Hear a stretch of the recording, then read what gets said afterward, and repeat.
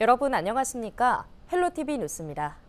김포시의회 원구성 갈등이 한 달 넘게 이어지자 김포시가 시급한 조례 처리를 위해 임시회 소집을 요구했습니다. 여야 입장에 변화가 없는 상황이라 후반기 원구성과는 별개로 조례 처리를 위한 원포인트 임시회가 열릴 것으로 예상됩니다. 김진재 기자입니다. 더불어민주당 김포시의원들이 6일 기자회견을 열고 김포시 홍보담당관 해임을 촉구했습니다. 이들은 홍보담당관의 언행과 시의원 고소 등으로 의원들의 적법한 의정활동이 위축되면 시민의 피해로 이어질 수 있다며 인사권자인 김포시장이 홍보담당관을 해임해야 한다고 주장했습니다. 또 후반기 원구성 지연에 대해서는 시민들에게 사과하는 한편 홍보담당관 해임과 재발 방지 대책 없이는 어떠한 협조도 없을 것이라고 강조했습니다. 시민의 대기관인 의원의 명예훼손, 공무방해를 저지른 홍보담당관을 해임하십시오. 이 모든 것이 이행되지 않을 시에는 시의회에 어떠한 협조도 없을 것이며 의회를 경시하고 배척하는 태도로는 한 발짝도 앞으로 나아가기 어렵다는 사실을 명심해야 할 것입니다. 김포시의회는 후반기 원구성을 두고 여야가 대립하며 한 달 넘게 파행하고 있습니다.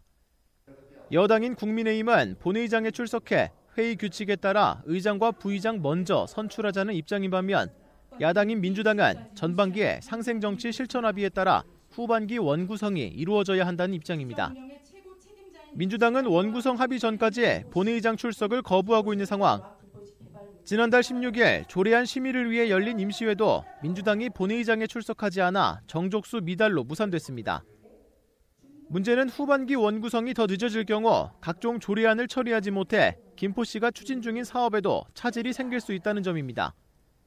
지난달 준공된 하구노 일반산업단지의 경우 행정구역 경계를 조정하고 입주 기업들에게 부지 소유권을 이전해야 하지만 관련 조례는 상임위 심의조차 이루어지지 못하고 있는 실정입니다.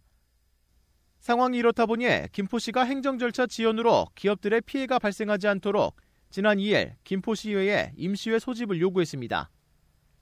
지방자치법 54조에 따르면 지방자치단체의 장이 요구하면 지방의회 의장은 15일 이내에 임시회를 소집해야 합니다. 지방자치법에 따라 김포시의회는 다음 주 중 다시 한번 임시회를 개최할 것으로 예상됩니다. 다만 후반기 원구성을 두고 여야 입장이 여전히 평행선을 달리고 있어 원구성 합의와는 별도로 조례 처리를 위한 원포인트 임시회가 될 가능성에 무게가 실립니다. 헬로티비 뉴스 김진재입니다. 더불어민주당 경기도당 당원대회가 오는 10일 부천체육관에서 열립니다.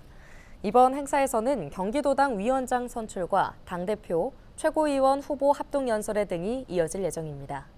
이번 경기도당 당원대회 준비위원장은 부천 갑지역구 서영석 국회의원이 맡았으며 인파 문제로 당초 수원 컨벤션센터에서 부천체육관으로 장소가 변경됐습니다. 현재 더불어민주당은 전국을 순회하며 지역 권역별 당원대회와 합동연설회를 진행하고 있습니다. 인천시 교육청이 2024년 고용노동부 산학일체형 도제학교 성과평가에서 5개 사업단이 최고 등급을 받았다고 밝혔습니다. 고용노동부는 전국 74개 사업단과 167개 학교를 대상으로 지원 활동과 훈련 운영, 품질 관리, 평가 관리 등 20개 영역에서 평가를 진행했는데요.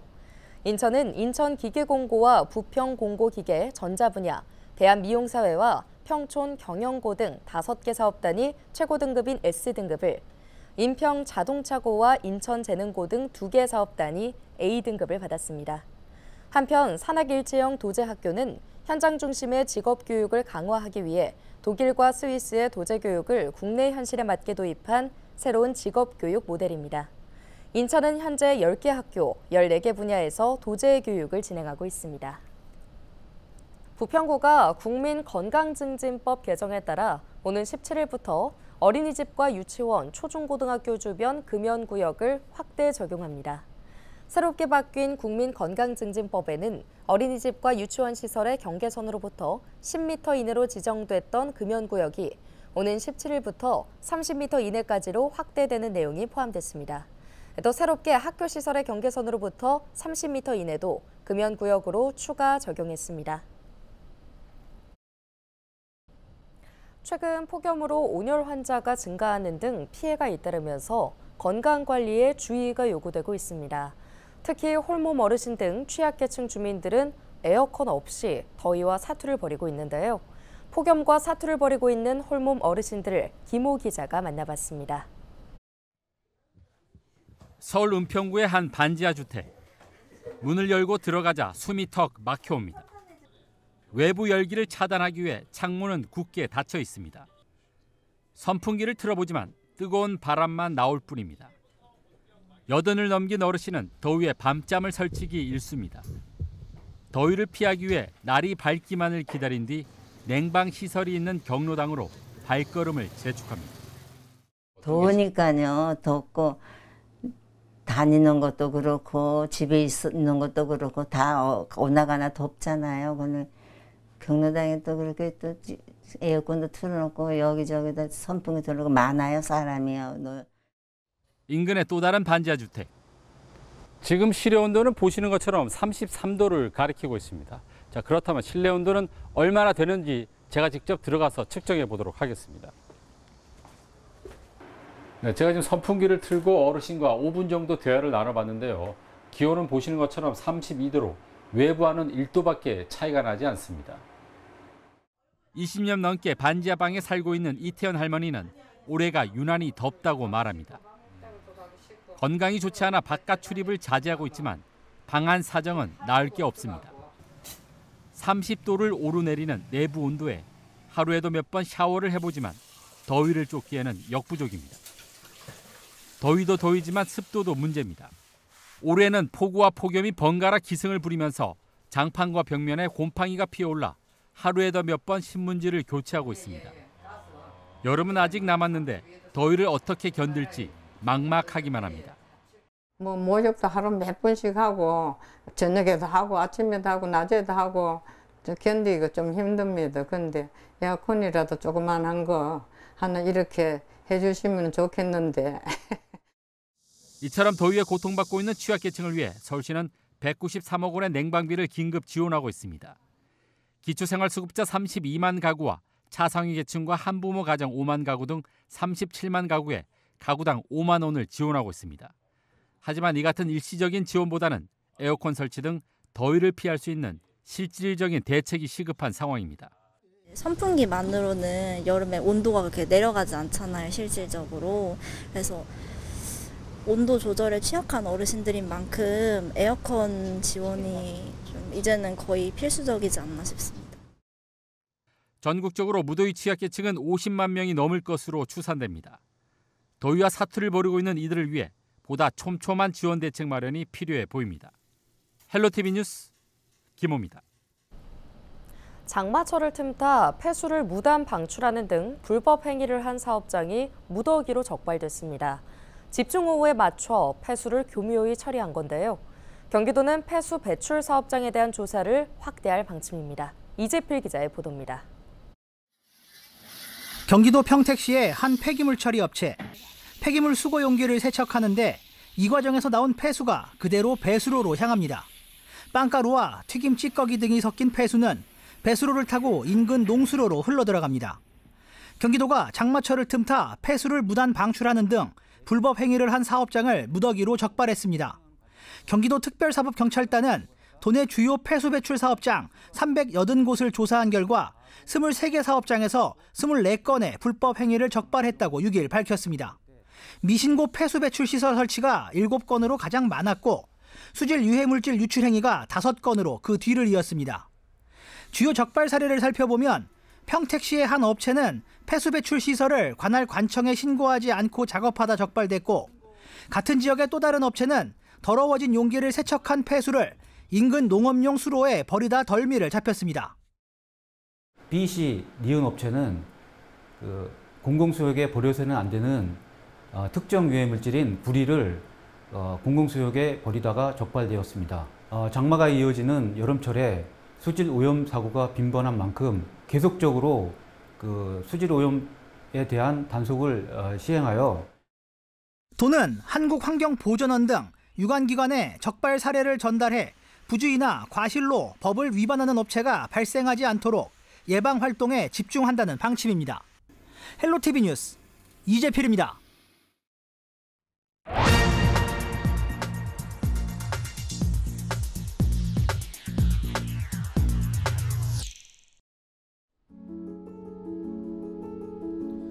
151만 채, 사람이 살지 않는 빈집 수입니다. 전체 1,852만여 채 가운데 8.2%나 됩니다.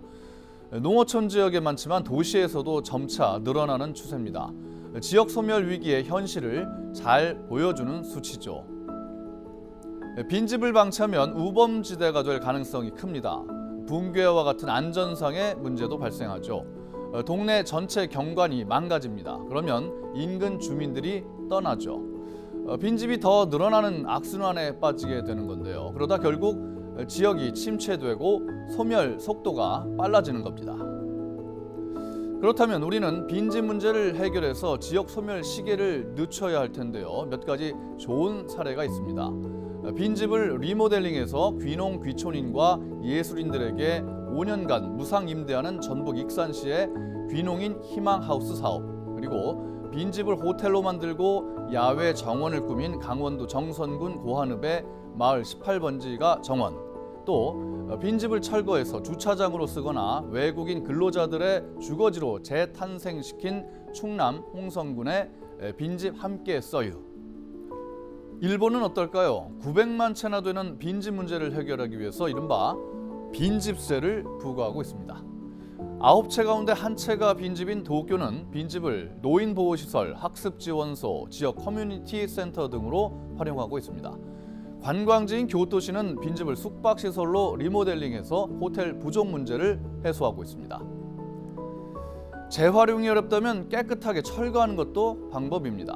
그 자리를 주민 쉼터나 작은 정원으로 가꾸면 주민들이 쾌적한 환경을 누릴 수 있겠죠. 이를 위해서 행정안전부가 871채의 빈집 철거에 50억 원을 투입하기로 했습니다. 빈집 활용 노력은 지역에 활력을 불어넣는 데 중요한 역할을 합니다. 빈집의 아름다운 반란이 필요합니다.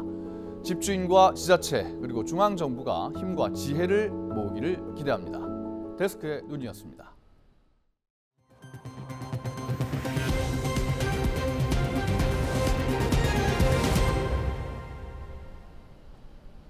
인천시가 공공형 어린이집 확충에 나섭니다. 시는 공보육 저변 확대를 위해 어린이집이 어린이들에게 양질의 보육 서비스를 제공할 수 있도록 오는 13일까지 공공형 어린이집 20곳을 모집한다고 밝혔는데요. 공공형 어린이집은 민간 가정 어린이집 중 운영을 잘하는 어린이집을 지정해 운영비를 지원하고 양질의 교육 프로그램을 영유아에게 제공하는 제도입니다. 시는 매년 공공형 어린이집을 확충하고 있으며 지난달 말 128곳이 운영 중에 있습니다. 올해 지정 목표인 20곳이 추가되면 148곳으로 늘어날 전망입니다. 앞서 지난달에도 교사 대 아동 비율을 낮춰 보육의 질을 높인 인천형 어린이집 16곳을 신규 지정하기도 했습니다. 인천 송도국제도시 대학가에 문화거리가 조성됩니다. 인천경제자유구역청은 송도국제도시 인천글로벌 캠퍼스와 연세대 국제캠퍼스, 인천가톨릭대, 재능대 일대를 문화거리로 만들기 위한 마스터플랜 수립 용역에 나섰는데요. 송도에서 학교에 다니는 대학생들이 대부분 서울 등 다른 지역의 인프라 활용 등으로 유출되고 있는 만큼 송도에도 청년 문화를 활성화할 수 있는 거점 마련이 필요하다는 지적에 따른 후속 조치입니다. 이에 따라 경제청은 대학가 일대 문화예술 관련 시설과 상업시설 현황, 청년 활동 특성 등을 조사하고 대학교별 행사나 동아리, 취업 관련 활동을 파악할 예정입니다. 이와 함께 청년과 대학생, 지역 주민 등을 대상으로 설문조사, 간담회도 진행해 의견을 취합하기로 했습니다. 이를 통해 확보한 데이터를 바탕으로 문화거리 조성 기본 방향과 사업 계획을 수립할 방침입니다. 한편 현재 송도국제도시에는 한국뉴욕주립대와 한국조지메이슨대, 겐트대 글로벌 캠퍼스, 유타대 아시아 캠퍼스 등 5곳의 외국 대학을 비롯해 연세대 국제캠퍼스와 인천가톨릭대학교, 재능대학교 송도 캠퍼스 등이 들어섰습니다. 뉴스 마칩니다. 고맙습니다.